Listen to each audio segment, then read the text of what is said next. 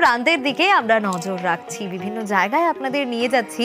এবার যে পুজো আপনাদের দেখাবো সেই পুজো মহালয়ার সন্ধেতে মনে করিয়েছিল যেন অষ্টমী বা নবমী নিশি। নিশ্চয়ই বুঝতে পারছেন কোন পুজোর কথা বলছি। শ্রীভূমি।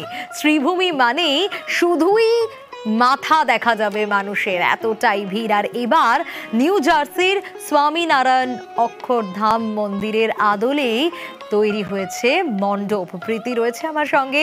প্রীতি, সকাল হোক বা রাত, শ্রীভূমি মানেই শুধুই ভিড়। ঘড়ির কাঁটায় 2:30 বেজে গেছে। এখনকার ছবিটাও দেখতে পাচ্ছি। রাত্রে কি হবে আজ তা বলে দিচ্ছে এই দুপুরের ছবিটাই। একদমই শ্রীভূমি আছে, শ্রীভূমির জায়গায়, এবং তা মহালয়ের রাত হোক কিংবা পঞ্চমীর দুপুর।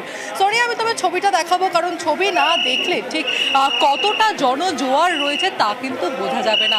ছোট থেকে বড় সকলেই কিন্তু এই পঞ্চমীর দুপুরে মাকে দেখতে অর্থাৎ দেবী দুর্গার দর্শনে চলে আসছেন শ্রীভূমিতে।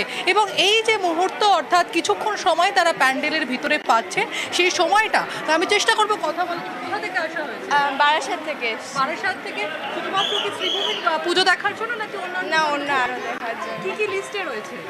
লিস্টেতে অনেক কিছু আছে, এবার দেখি কতদূর দেখা যায়। আর কতটা ভিড় ঠেলে আসতে হলো? এটা ফার্স্ট দেখছি, এবার দেখি পরবর্তী প্যান্ডেলে কত কি ভিড় হয়।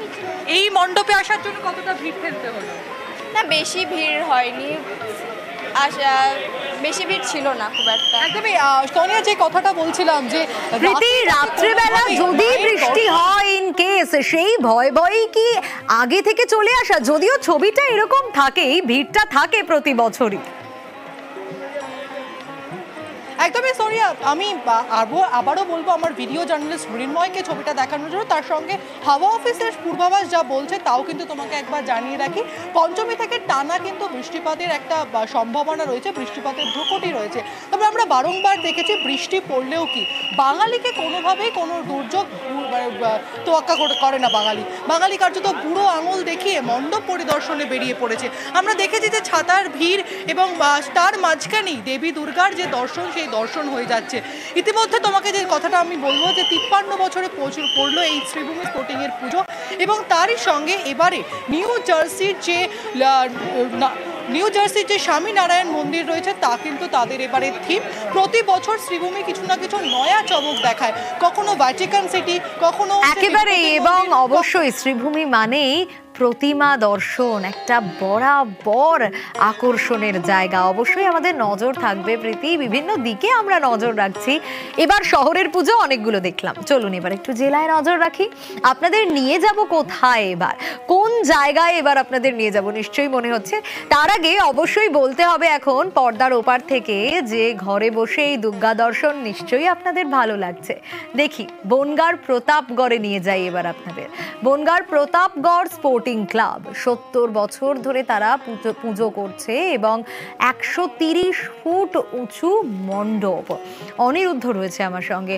অনিরুদ্ধ, যে ছবি আমরা দেখতে পাচ্ছি হায়দ্রাবাদের কৃষ্ণ মন্দির, তার আদলেই তো এই মণ্ডপ তৈরি হয়েছে।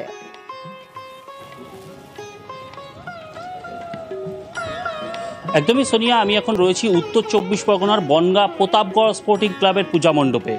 এই প্রতাপগড় স্পোর্টিং ক্লাব বনগাঁয় যে কটি বড় বড় বাজেটের পুজো মণ্ডপ হয়ে থাকে তার মধ্যে অন্যতম, এবং প্রতাপগড় স্পোর্টিং ক্লাব বলা যেতে পারে বনগাঁ দুর্গাপূজার ভিড় কেন্দ্র হয়ে দাঁড়ায়।